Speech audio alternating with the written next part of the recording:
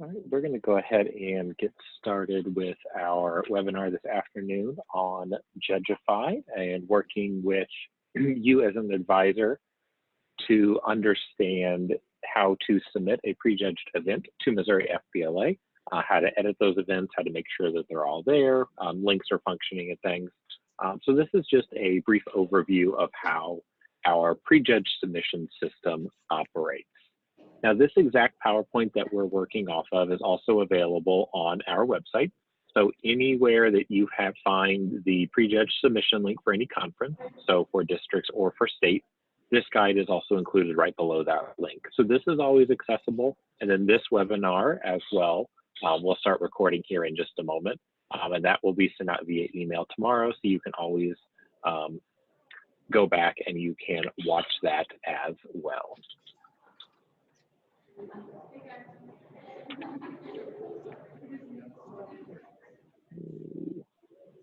I am going to mute all participants outside of myself, just so that we can make sure that everybody who watches this later on can hear fine. If you do have a question at any point, though, just simply unmute yourself or use the chat function. So we use a system called Judgify, which is an external system that allows for the submission of competitive event entries, as well as the scoring of those. Judgify is kind of similar to WUFU. WUFU is a system that we use often. So pretty much if you've ever filled out a form for Missouri FBLA, it's been a WUFU form, kind of looks like a Google form.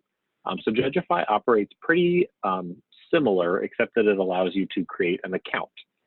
So when you are able to create an account, it means that you can do things like view any submission that you've entered in the past, as well as edit any submission up until the submission deadline. That gives you the ability to go back if a student were to send you a submission revision later on, maybe they noticed a typo on like a business plan, you can actually go back in and edit that submission and upload a new file for them.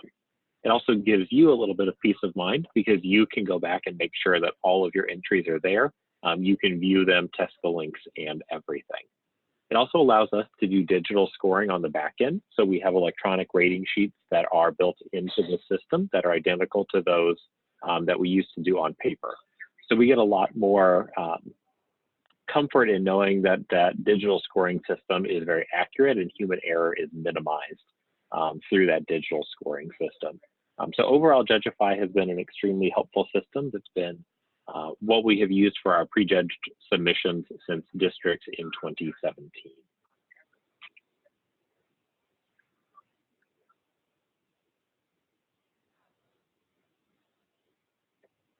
To find the link to submit a prejudged event, you'll visit the conference page on the Missouri FBLA PBL website and scroll to the competitive event section of that page. So under conferences, you can click on FBLA DLC, FBLA SLC. If you scroll down to the bottom of those pages, you'll find the competitive event section.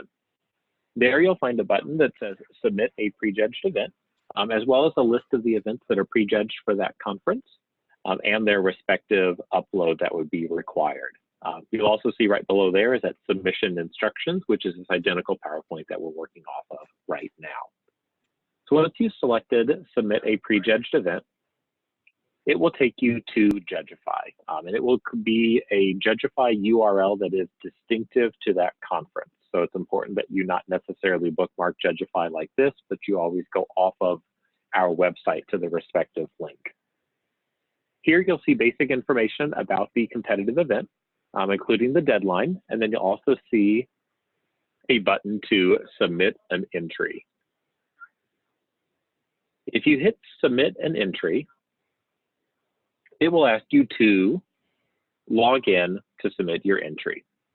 Now, the very first time that you do this, you will need to register for an account. You can use your school email address for this if you'd like to. And this is what you're going to manage all of your district and your state submissions through. It's very important that you recognize what password you enter and you remember that, because we don't have the ability to reset that for you. Means you'll have to use the forgot my password link to reset your account for this system. Now, once you've already created an account, you won't have to do so ever again. You can always just log in using your email address and that password that you created. So again, all the more important that you recognize what your password is and you remember that password for future conferences.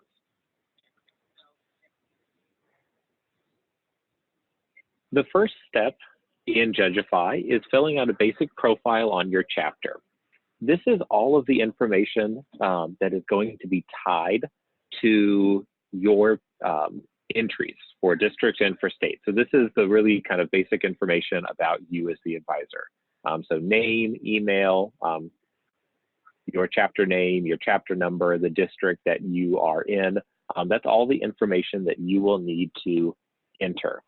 Now, what's good is that you can update this information at any time. So if you have a name change or an email change, even if your FBLA district were to change, we can always update that either on our end or you can update it on your end, which is very convenient for you to be able to manage your own profile through this system. Now, remember, this is the information that gets applied to every single entry. So it's very important that it's accurate. If you were to mistakenly enter the wrong district on this, it would mean that your event submissions could potentially end up being graded and sent off to an incorrect district. So please take a moment once you filled all of this out to just double check the accuracy of that information so that we know that all of the submissions are going to the correct district. Now, it is going to ask you on here for your chapter number. This is still utilizing the old chapter numbers that you had as a chapter. So everything up until basically August 1st of this year, that old chapter number. If you don't know that number for some reason, or you're a little confused on which one is accurate, go ahead and just shoot us an email and we can either show you how to get to that number or we can let you know what that number is. Once you've filled out the basic information about your chapter, you'll be taken to the submission page. And this is where you're going to be actually submitting the entries for a given student or a given team. You'll have a drop-down menu called Category, and that's going to be a drop-down of all of the available competitive events for this conference. So in the case of districts, like we're in right now, the options are going to be things like business plan, business financial plan, digital video, website design. It'll be all those events that have a submission that is due this Friday by 5 p.m. You'll select that category, and then you'll enter what we call the chapter name and event. So if you are Puxico and you are competing in graphic design, that would be Puxico Graphic Design. The way that the system works is this is kind of a title that's put on every element of your entry. So it's important that we make sure we know who that is. So like in the case of graphic design, as we're downloading files, it labels them, then Puxico Graphic Design. So very simple, but just want to make sure that you get that in there correctly. And try to avoid using school abbreviations. You know, if you're Liberty High School, don't use LHS because we have another 18 chapters that all would be LHS under an abbreviation. Once you have entered that information, a new box will appear, and it will be basically the file upload information for that competitive event. So in this case, for the sample here, we've selected digital video in the dropdown. And what has appeared now that wasn't on our previous page is the website URL, where it asks you to paste that website URL into this box. In the case of an event like graphic design, you would see uploads appear there. So uploads for like a newsletter or a logo. Website design would still be a URL. So depending on the nature of the event, it might be a little bit different what pops up, but it'll either be a URL or a file upload that will appear. And that's where you will either paste in or upload the information that is relevant to that competitive event. Just below that, you will find an entry information for your students, and that's where you'll put your chapter name and then the students' names. If it's an entry where it's an individual student, there'll only be one name. If it's a team event, you will have to enter the multiple student names that are associated with that entry.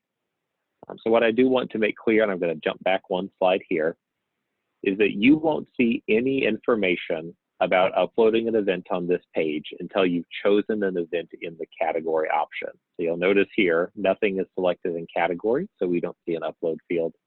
Once an entry is selected, though, you will see an upload option appear for that competitive event. You have a couple of different options to save, depending on how you are uploading your competitive events. You can save as a draft, which means that maybe your students haven't completely finished their work or they're going to do one final check of their entry. If you save it as a draft, you can always go back and edit that draft and then finally submit it once you know it is accurate. Or you can go ahead and just submit the entry, and submitting the entry will go ahead and submit that to Missouri FBLA for scoring. That button is great if you're only uploading one entry, whether your school only has one or you only have one ready at the given time. If you are entering, though, all of your prejudged events at one time, so maybe you had your students send them to you by Thursday morning and you're going to do them all after school on Thursday, if you hit submit and add new, it will regenerate this same page, and you can use the category dropdown to select another competitive event entry. So a lot of different options on how you want to submit, but the important thing is that by the deadline, you have submitted all of your events and none of them are still saved as a draft. Now, if you submit, you can still always go back and edit the event through the deadline. And I'm going to show you how to do that here momentarily, but I just want to make it clear, even if you submit and you realize that you spelled business plan incorrectly on the cover, it's perfectly fine. You can always go back and fix that through the deadline. Once you have submitted your entries, whenever you start logging in again, you are going to see what's called the submitted events report or submitted entries report. And this is going to list all of the competitive events that you have entered for this given conference. So in the case of districts, if you had digital video, business plan, and website design, and you submitted them all, under here you would actually see 3 separate submissions. And you can go ahead and kind of double check and make sure that everything is there. From this screen, you can also submit new entries. So that submit a new entry button is still there as it was on the initial home screen up in the upper right. You should, before the conference submission deadline, always go in and review all of your submissions for accuracy and just make sure that they are all there. To do so, you have a couple of different options over on the left. You have the ability to duplicate an entry, to edit an entry, to delete an entry, or to view an entry, just to double check its accuracy. All of those are available where it says step 12. Probably what's most common is that you're going to want to double check things like the link. You're going to maybe want to download that PDF report and just make sure that everything is there. It didn't get cut off or misformatted somehow when you PDF'd it. So most commonly, you're probably going to be using that blue button, which is the preview button. And that's going to bring up all the information that you entered just 2 screens ago for your entry. So you can see things like the link. If it was an event like digital video, you can see students' names on there. This allows you to just double check everything one last time. My favorite thing to do, because I submit all of these files and things in a very similar fashion for NLC, is that I just have a little printed checklist of all of my entries. And I just go back and I open all the links. I just right-click them all and I open them just to make sure that they all function. I download all the PDFs and just go from top to bottom and just make sure that everything is good one final time. Why it's really important to do that is that we start grading basically immediately after your events are submitted. Literally at 5 o'clock p.m., events start to go out for grading. So we really don't have time to make corrections. So it's very important that we know everything in there is good and accurate at the beginning. Now, let's say that you are wanting to edit an entry. Maybe you notice that this link is incorrect. If you are to hit the edit button that was found, I'm going to jump back here. This green button under step 12 allows you to edit. If you select that edit button, it will actually bring up the screen just as you saw it on your initial entry. And this will allow you to edit that entry. So change the link, upload a new file, fix a name misspelling, you can do any of that here. Just note that even if you change names on here, it's not changing your actual registration. That is something, if you put a name on here that isn't on your registration, you'll get an email from us trying to figure out why you have a student listed on the entry that doesn't match your registration. So just make sure that you're entering everything as you did it during registration. But you are free to edit any of this up until 5 p.m. on, in this case, January the 10th for our 2020 DLC. Now, let's say you have uploaded some information for some students, and for some reason, they're no longer going to attend the conference, whether it's because of a sporting activity or a student just determines that they're no longer able to attend because of personal reasons, and you want to go ahead and withdraw that entry. So pull that submission out so that it doesn't get scored. To do so, you can use the red X button there, and that will actually withdraw the entry, and that means that we will not score it at Missouri FBLA. It will just be left up on your account, and it will no longer be available for scoring. So that is the Judgify system. I hope that this helps a little bit for those of you who are unfamiliar with the system. I want to make sure that you know how to submit these entries. Luckily, the weather looks like it's holding out really well for this week, so I don't anticipate we're going to see any issues on Friday outside of maybe a little bit of rain. So hopefully you are able to get all of your entries in and submitted in a timely fashion. What I would encourage you to do, if you have a few minutes still this afternoon before heading home, is to go ahead and create that Judgify account and fill out that basic information about yourself as the advisor, so that you aren't having to do that on that last day or in the days leading up to the close of prejudged submissions. Should hopefully make you feel a little bit more comfortable about where you stand with getting prejudged events in.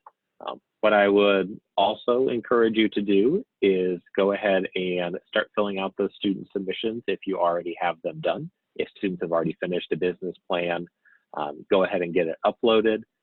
Things like website design and digital video, where potentially, depending on how you developed it, links might not change. You can also go ahead and start getting those uploaded so you don't have to worry about them at the last minute. But overall, the absolute most important thing is that all of your students' work is submitted by 5 p.m.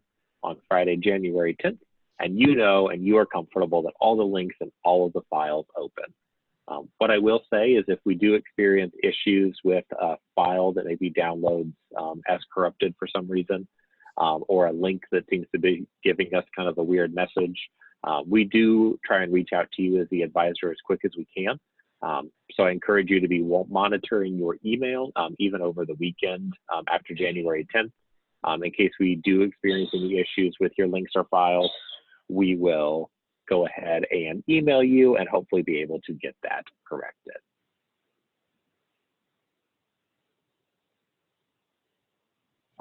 Christy, yes, there will be a recorded version available of this webinar. We'll send out that email tomorrow with this recording. I did mute people as they came in, so if you have a question, go ahead, feel free to unmute yourself, and I will be happy to assist you with any question.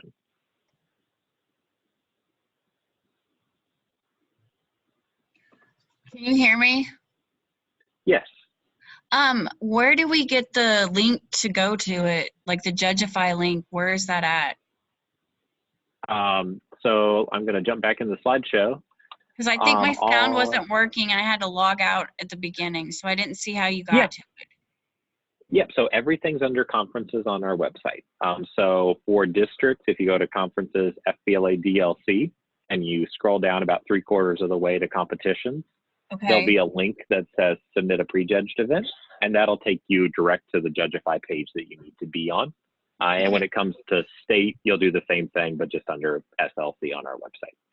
And I have to create an account. We don't just log in under our normal one, do we? No, this is a separate system from Blue Panda, at least for now, fingers crossed. Okay. So you will have to create an account with your school email address, but once you're in, you'll never have to recreate an account. Okay, so I do have to create an account even though we already have one on there. Well, I mean, we don't have it on Judgify, right? Right, yeah, if you're a new advisor, you won't have one. If you've been an advisor in the past and you're still using the same email address, it'll remember you and you won't have to create a new one. So just Okay. make sure you make the password something that you won't forget, and that way in the future years, you won't have to worry about it. Okay, perfect. That was my question. Awesome. Anyone else have a question that I can answer? All right. Again, this will be recorded, so you can watch it. We'll send out an email tomorrow with a link to this file, but then this PowerPoint is still available, as I mentioned, and actually convenient. We're on this page right now under prejudged submission instructions right on the DLC or SLC landing pages. So you're always able to access this PowerPoint that helps walk you through this process a little bit. And finally, if you ever have questions, you know that we are just a phone call away. Thank you. Well, thank you all very much, and have a wonderful rest of your afternoon and evening.